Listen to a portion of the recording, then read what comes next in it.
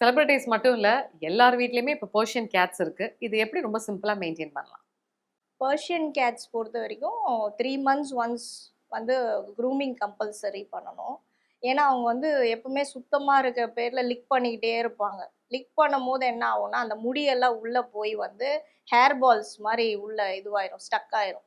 So அதுவும் உங்களுக்கு problem குடுக்கும். ஸோ மார்னிங் அண்ட் ஈவினிங் எப்பவுமே பிரஷ் பண்ணி விடுங்க. ப்ராப்பரா வேக்சினேஷன்ஸ் பண்ணுங்க, டிவார்மிங் பண்ணுங்க. அதுக்கப்புறம் எப்பவுமே வந்து ட்ரை ஃபுட் குடுக்காம, அந்த கிபிள்ஸ் குடுக்காம கிரேவிஸ் குடுக்க பாருங்க. ஸோ தட் வந்து கிட்னி ப்ராப்ளம் இதெல்லாம் வராமல் இருக்கும், ஹைட்ரேஷனாக இருக்கும் அவங்களுக்கு பாடி. ஸோ இப்படி ஒரு சிம்பிளாக நம்ம மெயின்டைன் பண்ணும்போது நல்லா இதுவாக இருக்கும், உங்களுக்கு ஈஸி மெயின்டெனன்ஸாக இருக்கும்.